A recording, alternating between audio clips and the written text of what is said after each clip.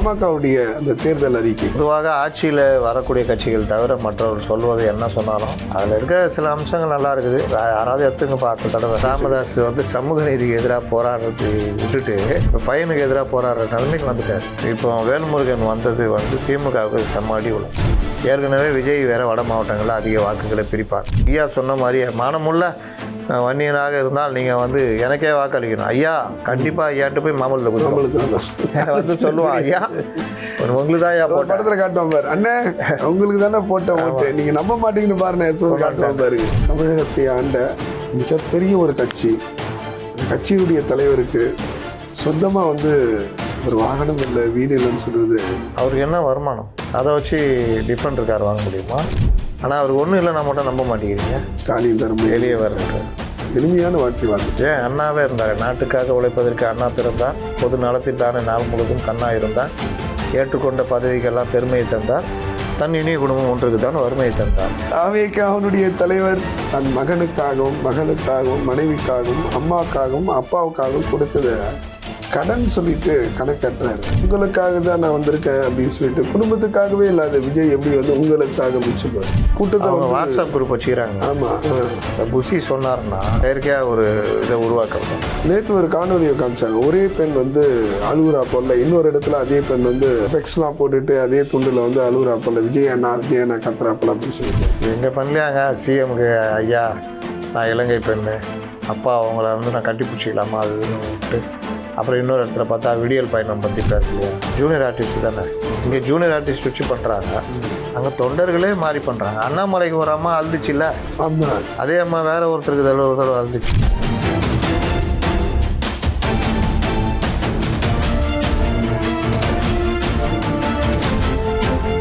நம் தமிழ் நேயர்களுக்கு வணக்கம். இன்றைக்கு அரங்கத்துக்கு வந்திருப்பவர் மூத்த பத்திரிகையாளர் முத்தலிப்பு வந்திருக்காரு. வணக்கம். வணக்கம். பாமகவுடைய அந்த தேர்தல் அறிக்கை, அது எந்த இதில் நீங்கள் பார்க்குறீங்க? குறிப்பாக எல்லாமே சொன்னது இதுதான். மாணவர்களுக்கு பட்டதாரி மாணவர்களுக்கு 5000, அதுக்கேற்றாப்புல 40,000 ஆசிரியர் உடனடியாக நியமனம், அப்படி அரசு பள்ளியில் படிக்கக்கூடிய அந்த மாணவர்கள் 1ஆம் வகுப்பு முதல் 12ஆம் வகுப்பு முழுக்க இலவசம் தான் அப்படின்னு சொல்லி நிறைய திட்டங்கள்லாம் கொண்டு வந்திருக்காரு. எப்படி பார்க்குறீங்க? இது பலரும் சொன்னது தான். பொதுவாக ஆட்சியில் வரக்கூடிய கட்சிகள் தவிர மற்றவர்கள் சொல்வது என்ன சொன்னாலும் அதில் இருக்க சில அம்சங்கள் நல்லா இருக்குது. யாராவது எடுத்துங்க பார்த்த தடவை அவ்வளோதான் பண்ண முடியும். இல்லை இவரே இதை அங்கே கொடுத்து இதை கொஞ்சம் பாருங்க அப்படின்னு சொல்லலாம், அவ்வளோதான். இந்த டிராவலில் இப்போ இப்போ எந்தெந்த தொகுதியில் 18 பேர் நிற்க வச்சுக்கிறாங்களா, அதே ஈக்குவலான அதை விட பவராக உள்ள முன்னாள் பாமகவுடைய அந்த நிர்வாகிகளை ராமதாஸ் அவரை நிற்க வைக்கிறாருங்க. எத்தனை பேர்? அதே இதில் தான் இவங்களுக்கு எதிராக தான். என்னுடைய இலக்கே என்னென்னா அன்புமணி அந்த 18 தொகுதியிலையும் வலுவான கேண்டிடேட் நான் நிற்க வைக்கிறேன். ராமதாஸ் சமூக நீதிக்கு எதிராக போராடுறது விட்டுட்டு இப்போ பையனுக்கு எதிராக போராடுற நிலைமைக்கு வந்துட்டார். Ego ego ego. அன்னைக்கே ஆரம்பத்திலே கொஞ்சம் இறங்கி இருந்தாருன்னா முடிஞ்சிட்ருக்கோம். இழுத்து பிடிச்சி இப்போ எப்படி இறங்குதுன்னு தெரியாமல் இப்போ இந்த ட்ரம்ப் சண்டை பிடிக்க ஆரம்பிச்சுட்டு முடிச்சுன்னுக்கிறான் பாருங்க. அதுபோல் எப்படி முடிவு கொண்டு வர முடியாமல் அந்த ஈகோவில் என்னென்னமோ வளரின்னு பண்ணிட்டு அந்த மாதிரி இவர் பையன்கிட்ட எப்படி இறங்கி போகிறதுன்ட்டு கூடகிறவன் வேறு குத்தி கொடுத்தது எல்லாம் சேர்த்து தனிமைப்பட்டு போய் கட்சி நான் தான் சொல்லிக்கிட்டு இருந்து கட்சி உங்கள்கிட்ட கிடையாதுன்னு பலரும் சொல்லி லாஸ்ட்டில் இப்போ தனி கட்சி ஆரம்பித்து அந்த கட்சி அவங்க கையில் தாரவத்தை கொடுத்தாச்சா. இப்போ என்னத்தை கண்டீங்க? இந்த வயதான காலத்தில் அவங்க ஒரு என்ன சொல்லுவாங்க, நீயும் உனக்கும் பாதிப்பு எனக்கும் பாதிப்பு, 2 பேரும் சேர்ந்து நம்ம பாதிப்பை சரி பண்ணுன்ற மாதிரி. அந்த அம்மாவுக்கு என்னென்னா எடப்பாடி பிடிக்காது, நம்ம தனியாக வேட்பாளர் நிறுத்தி ஏடிஎம்கே காலை வாருவோம். அந்த அம்மாவுடைய உயர்ந்த லட்சியம் எல்லாம் திமுகவுக்கு சாதகமான இது. சரி, இவங்க இப்போ பொதுவாக எல்லாமே 4 முனை போட்டின்றாங்க. இப்போ 6 முனை போட்டி ஆயிடுச்சு. 6 முனை 8 முனைலாம் இருக்குங்க. ஏன்னா ஒரு சைடு ராமதாஸ் ஐயாவும் சசிகலாமாவா, இன்னொரு சைடு வேல்முருகன் அவர்களும் மற்ற இஸ்லாமியர் அமைப்பு சார்ந்த குழுவெல்லாம் சேர்ந்து செல்வாக்காக இருக்கிற இடங்கள்ல பிரிக்கிற வாக்குகள் யாராவது ஒருத்தர் காலி பண்ணிடும். இப்போ வேல்முருகன் வந்தது திமுகவுக்கு செம்மாடி விழும். பண்ருட்டி அந்த சைட்லலாம் அவர் கணிசமாக ஒரு 8,000 10,000லாம் வச்சுருக்காரு. அது எல்லாமே திமுக சைடு உள்ள போகிற வாக்குகள் தான், திமுகவுக்கு விழுந்த வாக்குகள். இப்போ அது அடி வாங்குச்சுன்னா அது ஏடிஎம்கே சாதகமாக போகும். ஏற்கனவே விஜய் வேறு வட மாவட்டங்களில் அதிக வாக்குகளை பிரிப்பார், அதுவும் திமுகவுக்கு பாதிப்பு. அதே மாதிரி பாமக என்டிஏ கூட இருக்குது. அவர்கள் பிரிகிற வாக்கும் திமுக பாதிப்பு. அந்த மாதிரி சசிகலா பிரிகிற வாக்குகள் இப்போ சில தொகுதிகளில் இப்போ வைத்தியலிங்கம் இருக்கார், அவர் தொகுதியில் வெயிட்டு, அவர் டிஎம்கே போயிட்டார், அதனால் ஏடிஎம்கே லாஸு. இப்போ சசிகலாவும் இப்போ எங்கள் வேட்பாளர் போட்டாங்கன்னா அந்த இடத்துல வைத்தியலிங்க வாக்கை கூட அவங்க பிரிக்கிறதுக்கு வாய்ப்பு இருக்குது. ஏன்னா ஒரே இது இதனால் தென் மாவட்டங்களில் சில இடங்களில் 1000-2000 பிரித்தாங்கன்னா அது ஏடிஎம்கேக்கும் பாதிப்படைய வாய்ப்பு இருக்குது. இப்போ அவங்க என்ன பண்ணுறாங்க, 2 ஃபேக்டர். ஒன்று, அந்த வேட்பாளரே தூக்கிடலாமா, தூக்குடா தூக்கு போய் என்ன நான் பார்த்துங்கன்னா அன்னி சின்னம்மா பண்ணாங்கல்ல, நம்மலாம் யார் பார்த்துக்கலாண்ணே பண்ணிங்கண்ணா, அவ்வளோதான். 2வது, விஜய் பிரிக்கிற வாக்கு 20,000 இருக்க வச்சுக்கோங்க, அதில் 15,000 டிஎம்கே வாக்கு, 5,000 ஏடிஎம்கே வாக்கு வச்சுக்கோங்க. சசிகலா பிரிக்கிறது 2,000 வாக்கு. நஷ்டம் பார்த்தீங்கன்னா 15,000 திமுக கிளாஸ், 7,000 ஏடிஎம்கே கிளாஸ். அப்படி பார்த்தா யாருக்கு லாபம் வரும்? ஏடிஎம்கேக்குதா. அதனாலையும் பல இடங்களில் அவங்க தென் மாவட்டம் தாண்டி ஒன்றும் கிடையாது. டெல்டா தென் மாவட்டம், இவர் வட மாவட்டங்கள். அதுவும் குறிப்பாக பாமகக்கு தீங்கு விளைவிக்கணும்னு நிற்கிறாரு. நீங்கள் பார்த்தீங்கன்னா மாமலை சின்னது தான் போட்டுருவாங்க. இவர் ஒரு சின்னத்தை வாங்கி அதெல்லாம் சின்ன வாங்குறதுல தெரியாது காலதான். ஐயாக்கே போடுறேன்ட்டு தான் போடுவாங்க. ஐயா சொன்ன மாதிரியே மானமுள்ள வன்னியனாக இருந்தால் நீங்கள் வந்து எனக்கே வாக்களிக்கணும் ஐயா, கண்டிப்பாக ஐயான்ட்டு போய் மாமல்லத்தை கொடுத்துருவோம். வந்து சொல்லுவான், ஐயா உங்களுக்கு தான் ஐயா போட்ட படத்தில் காட்டுவான் பாரு, அண்ணே உங்களுக்கு தானே போட்ட ஓட்டு, நீங்கள் நம்ப மாட்டீங்கன்னு பாருங்க, எடுத்து காட்டுவான் பாருங்க. தேர்தல் முடிஞ்ச அப்புறம் எடுத்து பார்த்தா தெரியும் இந்த ஒரு 1000 ஓட்டு 2000 ஓட்டு எங்கேயாவது காலை வாரிச்சான்னு. சரி, இந்த பாதிப்புன்னு சொன்ன பிறகு தான் இப்போ திருவிக நகரில் வந்து ஏடிஎம்கே சார்பில் பொற்கொடி ஆம்ஸ்டாங் நிற்கிறாங்க. திடீர்னு வந்து திருமாவளவன் வந்து ஒரு ஆதரவுக்காரன் நீட்டுறாரு. இருந்தாலும் சரி, ஒரு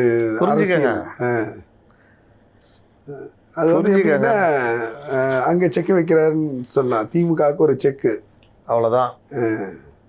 அப்போ திருமாவளவனே அவங்க நீங்கள் வரணும், உங்களுக்கு வரணும் வாய்ப்பை கொடுத்து அந்த ஸ்பேஸ் கொடுத்து அதிமுக அங்கே இருக்க முழுக்க வந்து அத்தனை தலித் ஓட்டுகளும் நிச்சயமாக வந்து ஆம்ஸ்டாங் வைப்புக்கு தான் விழும். தலித் ஓட்டுகள் மட்டும் இல்லை, பொதுவான பெண்கள் இருக்காங்கல்ல, ஆமாம், அவங்கெல்லாம் போட்டுருவாங்க. அப்புறம் அவரால் உதவி பெற்றவர்கள், அவர் இறந்து போனதுக்கு கொலை செய்யப்பட்டதுக்கு வருத்தப்படுறவங்க திமுக காரங்களே போடுவாங்க. திமுக எதிர்கட்சிலாம் இருக்குல்ல, அந்த அம்மா போட்டும்பா பாவம்பா போட்டும்பா அப்படி. ஏற்கனவே அந்த தொகுதியில் வந்து ஸ்ரீகவி கொடுக்கலன்னு சொல்லிட்டு ஒரு கோவத்தில் இருக்காங்க. சாரி, இவர் தாயகம் கவி ஸ்ரீகவின்ற தாயகம் கவியவை நம்ம இவர் தானே தென்னகத்தின் சென்னையின் நாயகன். ஒவ்வொரு குறுநில மன்னர் இருப்பாங்கல்ல. ஆமாம். அப்போ இந்த இது என்ன சொல்லுவாங்க, அந்த காலத்தில் பல்லவ மன்னர்கள் அந்த மாதிரி சாளுக்கிய மன்னர்கள் ஆண்ட இது அந்த இதுடைய மன்னர் சாளுக்கிய மன்னர் சேகர் பாபு. அங்கே வந்து கரிகால் சோழன், நேரு யார் யார் பகிர்ச்சாங்கன்னா அவங்க எல்லாரையும் காலி பண்ணிட்டாங்க. இவர் 4 தளபதிகளை காலி பண்ணிட்டார்.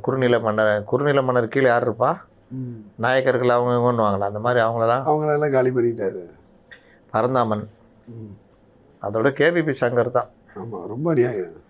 அவர் தான் ஜெயிப்பார். எதிர்த்து இல்லை டஃப் கொடுத்துருப்பாரு குப்பனுக்கு. இப்போ வெற்றி எழுதின்ற மாதிரி போயிடுச்சு, ஈஸியாகிடுச்சு. வேணும்னா தொகுதியை கூட்டணி கட்சி கொடுக்க வச்சுது. சாமுவல் ஜோசப்னு அம்பத்தூர்கார், அவருக்கு கதை பிரச்சனையா, அவரையும் இப்போ இங்கே வந்து திருவிகா நகரில் தங்கச்சி பிரியாவுக்கும் கொடுக்குறதா இருந்தது. தங்கச்சி பிரியாவுக்கெல்லாம் கொடுக்கவே மாட்டாங்க, நீங்கள் யாராவது நம்புங்க. அது ஆரம்பத்துலேயே எனக்கு தெரியும். அங்கே பிரச்சனை ஆன உடனே சிஎம் கூப்பிட்டு இருக்கிற வரைக்கும் இருக்கட்டும், அதோடு அமுச்சு விட்டுருன்னு சொல்லிட்டு முடிவெடுத்துட்டார். அதனால் நீங்கள் என்ன டக்கர் அடித்தாலும் சீட்லாம் கிடையாது. சிஎம் சொன்ன பிறகு தான் ஞாபகம் இருக்குங்க. அதாவது சாதாரண வந்து எல்லாருக்குமே வந்து சொந்த ஓரளவுக்கு வசதியாக இருக்கணும், ஒரு வீடு இருக்கும், வாகனம் இருக்கும், எல்லாம் இருக்கும். தமிழகத்தை ஆண்ட மிகப்பெரிய ஒரு கட்சி, அந்த கட்சியினுடைய தலைவருக்கு சொந்தமாக வந்து ஒரு வாகனம் இல்லை, வீடு இல்லைன்னு சொல்கிறது, இது எந்த இடத்துல சிரிக்கிறதா இல்லை வந்து. நான் கேட்குறேன், இப்போ நீங்கள் சொல்லுங்கள், அவருக்கு என்ன வருமானம்? அவர் என்ன இருக்கு, சிஎமான அந்த மாதாந்திர சம்பளம் வரும்ல, அதை வச்சு டிஃபெண்டர் கார் வாங்க முடியுமா? இல்லை நான் கேட்குறது, 68 அவர் காலேஜ் முடித்து இந்த குறிஞ்சி மலர் மாதிரிலாம் நடித்தார்ல, அப்புறம் கட்சியில் இளைஞரணி பொறுப்புலாம் வந்தார். அவர் வந்து சம்பளம் வாங்குற இடம்னு பார்த்தீங்கன்னா 89 எம்எல்ஏவாக இருந்தார், 96 மேயராக இருந்தார், 2006 அமைச்சராக இருந்தார், 2011 அப்புறம் இவர் எம்எல்ஏ, இப்போ முதலமைச்சர். இந்த சம்பளத்தெல்லாம் கூட்டினீங்கன்னா அவர் குடியிருக்கிற அந்த வீடு சித்தரஞ்சன் சாலை வீடு ரொம்ப சின்ன வீட்டில் தான் இருக்காரு. வாங்க முடியுமா? சரி, அந்த வீடே அவர் பேரில் இல்லை, கம்பெனி பேரில் தானே இருக்கா.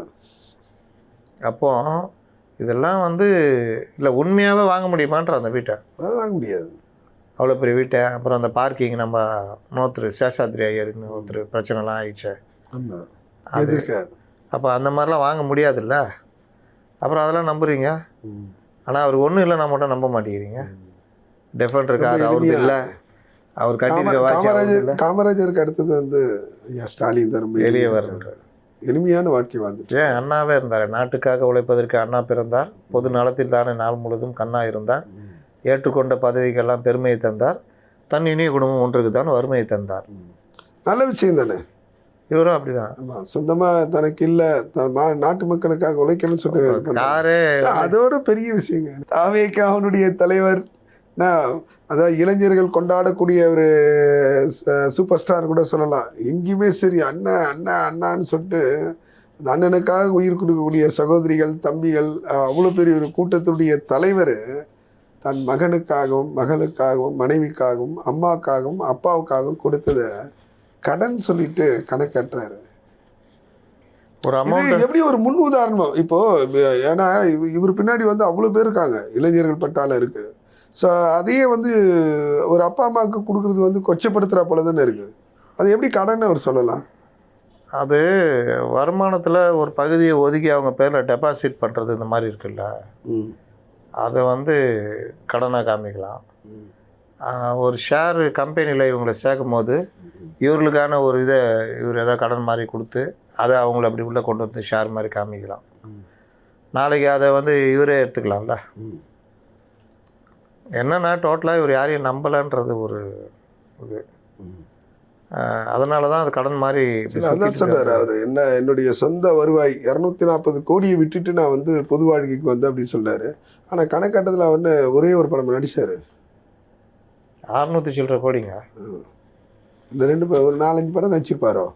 அவர் அதிகபட்ச சம்பளம் வாங்கினது 2வது மாதம் ஒரு 2 படத்துக்கு முன்னாடி வரைக்கும், அது வரைக்கும் 100 சில்லற கோடி அப்படி வாங்கியிருப்பாரு. சரி, எல்லாத்தையும் செலவழிச்சிட்டு இருப்பாருங்க, நிறைய செலவு பண்ணிட்டு இருப்பாரு. ஏழைகளுக்கெல்லாம் ரொம்ப ஹெல்ப் பண்ணாரு. டாக்ஸ் வேற போகும்ல. ஆமாம் ஆமாம். இப்போ 280 கோடினா 190 கோடி தான் கைக்கு வரும். ஆனால் அவர் சொத்து இருக்குல்ல, அசையா சொத்து, அதெல்லாம் வந்து ரொம்ப ஜாஸ்தி இருக்குது. அது எல்லாத்தையும் சொத்து வாங்கி போட்டிருக்காரு, இது பண்ணுறாரு. என்னவோ டிரைவரையே பார்ட்னராக வச்சுக்கிறாரு, டைரக்டராக. எவ்வளோ பெரிய உள்ளம் பாருங்க. உண்மையில் எம்ஜிஆருக்கு அடுத்தது அவர் தாங்க. கொடுத்து கொடுத்து சிவந்த கரங்கள் புரட்சி தலைவர் எம்ஜிஆர் நீங்கள் அடிக்கடி சொல்வீங்கள்ல, அவருடைய தம்பி தான் அவர். எம்ஜிஆர் தனக்கு பிறகு இருக்கிற வரைக்கும் அந்த குடும்பத்துக்கு எல்லாத்தையுமே கொடுத்தாரு. குடும்பத்துக்கு ஒரு தனக்கு குழந்தை இல்லை, ஒய்ஃபு குடும்பத்துக்கு ஒரு பெரிய செட்டில்மெண்ட் பண்ணார். அது போக மீதி அது போக இல்லை, இவர் பெரும்பாலும் வெளியே கொடுத்த சொத்து போக ஒரு பாட்டு குடும்பத்துக்கு கொடுத்தாரு. வெளியே வந்து அந்த அளவுக்கு ஒரு இதை சத்யா ஸ்டுடியோவை அந்த இது கொடுத்துட்டாரு. கல்லூரிக்கு மற்றது கட்சிக்கு இருக்கிற சொத்து எல்லாம் எம்ஜிஆர் தான். எம்ஜிஆர் மாதிரி யாருது? அவருக்கு தானே, அவருடைய சொந்த தானே அது. அதனால அதை சொன்னாரு, உங்களுக்காக தான் நான் வந்திருக்கேன் அப்படின்னு சொல்லிட்டு. குடும்பத்துக்காகவே இல்லாத விஜய் எப்படி வந்து உங்களுக்காக அப்படின்னு சொல்லுவாரு? ஓ, குடும்பத்துக்கே கடன் கொடுத்துவாரு, தமிழ்நாட்டுக்கு கடன் தருவாரா? கடன் வந்து நான் சொன்னது தான், கடனாளி. அப்பா அம்மாவே வந்து கடனாளி அப்படின்னு சொல்லக்கூடியவர் நாளைக்கு தமிழ்நாட்டையே கடனாளி அப்படின்னு சொல்ல மாட்டாரு. ஆமா, என் அன்பு கடன், அன்பு கடன், அன்புக்கு கட்டுப்பட்டு கடன் பட்டு இருக்கேன், நான் உங்களுக்கு கடன் பட்டிருக்கேன்றாரு. நீங்கள் எனக்கு கடன் கொடுத்துருவீங்க, நான் உங்களுக்கு கடன் பட்டிருக்கேன். அதோட நேற்று தான் வந்து பார்த்தேன் ஆதவ அர்ஜுனா, நீங்கள் வந்து அடிக்கடி பி டீம் அப்படி இப்படின்னு சொல்லுவீங்க, திமுகவுடைய பி டீம்னு. நேற்று பார்த்தீங்கன்னு வச்சுக்கல, மேடையில் பொழந்து கட்டிட்டார். நான் இந்த மேடையை விட்டு நகரவே மாட்டேன், எனக்கு நீதி வேணும் அப்படின்னு சொல்லிட்டு பாட்டில் அடிச்சுவன் யாரு எப்பவுமே அப்படின்னு வில்லிவாக்கத்தில். இவன் அதோட வந்து விஎஸ் பாபி அப்படி கொதுங்கி எழுந்தா இருப்பார். பயங்கரமான விஎஸ் பாபும் கொதிச்சாரா? விஎஸ் பாபு கொதிச்சாரு. எனக்கு அதெல்லாம் பார்க்கும்போது என்ன சொன்னார் விஎஸ் பாபு? நம்ம அவரும் சொன்னார், அது யார் இருந்தாலும் நாங்கள் விட மாட்டோம், ஒன்று திமுகவா நாங்களா பார்த்துக்கிறோம் டைரெக்டாக. ரெண்டு பேருமே வந்து திமுகவா, திமுகவுடைய சதி நாங்களா நீயா பார்த்துப்போம், எங்களெல்லாம் வந்து நாங்கள் வந்து சும்மா இருக்கோம் நீங்கள் நினச்சிக்காதீங்க, பொறுமையாக போகிறோம் அப்படின்னு சொல்லிட்டு நாங்கள் இறங்கிட்டெல்லாம் நீங்கள்லாம் காலி ஆகிடுவீங்கன்னு சொல்லிட்டு ஓப்பன் ஸ்டேட்மெண்ட்டு. அது நீங்கள் பாட்டில் அடித்து தொண்டர்கள் பாதிக்கப்பட்டப்போவும் அவர் பேசுகிற ஆரம்பிச்சிங்க. அப்படி தான் பேசணும், வேறு வழி. இன்னொரு ஒரு கரூர் சம்பவமாக நடந்திருக்கும், நிச்சயமா வந்து அதுக்கான சதி திட்டம் நடந்தது. கொளத்தூரில் அன்னைக்கு ஒரு விரிவாக்கம் போயிருந்தாரு வச்சுக்கோங்க, உண்மையிலேயே ஒரு 10-15 டிக்கெட்டு சென்னையிலே போயிட்டுருக்கும். அவருக்கு அந்த இது தெரிஞ்சனால தான் டக்குன்னு 2 நிமிஷத்தை முடிச்சுட்டு கிளம்பிட்டார் விஜய். அவ்வளோ பெரிய கூட்டம். அதாவது நம்ம பொதுவாக என்னன்னா யார் இருந்தாலும் சார் நம்ம நிறைய விமர்சனங்கள்லாம் பண்ணுறோம், அது எங்கேருந்து தான் வராங்க தெரியல. நம்ம வந்து மப்சலில் தான் அந்த கூட்டத்தை பார்த்தோம். ஆனால் ஒரு ஆர்ட் ஆஃப் சிட்டி நார்த் மெட்ராஸில் இவ்வளோ பெரிய ஒரு கூட்டத்தை வந்து வாட்ஸ்அப் குரூப் வச்சுக்கிறாங்க. ஆமாம், இந்த புசி சொன்னார்னா எல்லாம் பாதி பேர் லீவ் போட்டு வீட்டில் தான் இருந்தான். சுத்துப்பத்து மாவட்டம், அந்த ஏரியாவில் இருக்கக்கூடிய பசங்க அத்தனை பேருமே சுத்துப்பத்து மாவட்டம் ஃபுல்லாக வந்துடுவாங்க. இதை வர வைக்கிறதும் புசி செயற்கையாக ஒரு இதை உருவாக்குறதும் இதுதான் வந்து அவங்களுக்கு இப்படி பிரதான இது. பலம் பேசுறது மேட்ரு கிடையாது அப்படின்னு அவர் நினச்சிட்டு இருக்காரு. ஆனால் பேசுறது தான் மேட்ரு. சரி, அப்படி பண்ணாங்களா அவங்களே தானே ஏமாற்றி கொள்கிற போல. ஆமாம், அதான் கரூரில் வந்து விடிஞ்சது. இல்லாட்டி அவர் நேரத்துக்கு தமிழ்நாடு ஃபுல்லாக பிரச்சாரம் பண்ணியிருக்கலாம், பெரிய ரீச் ஆகிருக்கும். அதாவது அவருக்கு பேசுறதுல பிரச்சனை. அதனால் இப்படி பண்ணிக்கிட்டு கூட்டத்தை காமிச்சா எல்லாரும் வந்து பெருசாக இது நம்புவாங்கன்னு ஒரு இது பண்ணுறாரு. பேசுகிறதே இல்லாமல் போச்சே, நீங்கள் என்ன பண்ண போகிறீங்க அதுன்னு. அதனால் அந்த இங்கேயும் அந்த மாதிரி வர வச்சிட்டாரு. ஆனால் கூட்டம் வேறு லெவலில் இருந்தோன்னா பயந்துட்டாங்க, சிக்கலாயிடுன்ட்டு தான் பண்ணுறாங்க. நேற்று ஒரு காணொலியை காமிச்சாங்க, ஒரே பெண் வந்து அழுகுறா போல, இன்னொரு இடத்துல அதே பெண் வந்து வேற இதில் வெக்ஸ்லாம் போட்டுட்டு அதே துண்டில் வந்து அழுகுறா போல, விஜய் அண்ணா கத்துறா போல அப்படின்னு சொல்லிட்டு, ஏன்டா இந்த பழப்பு அப்படின்னு சொல்லிட்டு வைரலாக ஒரு வீடியோ போயிட்டுருக்கு. எங்கே பண்ணலையாங்க சிஎம்க்கு, ஐயா நான் இலங்கை பெண்ணு, அப்பா அவங்கள வந்து நான் கட்டி பிடிச்சிக்கலாமா அது இதுன்னு விட்டு, அப்புறம் இன்னொரு இடத்துல பார்த்தா விடியல் பயணம் பற்றி பேசலையா? ஜூனியர் ஆர்டிஸ்ட் தானே, இங்கே ஜூனியர் ஆர்டிஸ்ட் வச்சு பண்ணுறாங்க, அங்கே தொண்டர்களே மாறி பண்ணுறாங்க. அண்ணாமலைக்கு ஒரு அம்மா அழுதுச்சுல்ல, அதே அம்மா வேற ஒருத்தருக்கு தடவை அழுதுச்சு. அதனால் இதெல்லாம் சகஜம். அரசியல்லாம் இந்த சமூக வலைதளங்காலத்தில் மாட்டிக்கிறது தான் மேட்ரு. எது இருந்தாலும் மாட்டிப்பாங்க. அதான் சார் 2026 அந்த தேர்தல் வந்து களம் சூடு பிடிக்க மக்கள் வந்து கடைசி நேரத்தில் யாரை தீர்மானிப்பாங்க. நிஜமான அந்த கூட்டம் இருந்தால் வெற்றி வாய்ப்பு அவருக்கு இருக்கலாம். அது நீங்கள் சொல்கிறா போல் வந்து ஒரு பொய்யான மாயை உண்டாக்கணும்னு வச்சுங்களேன், டெபாசிட் கூட வாங்க மாட்டாங்க போல். பொறுத்திருந்து பார்ப்போம். நன்றி.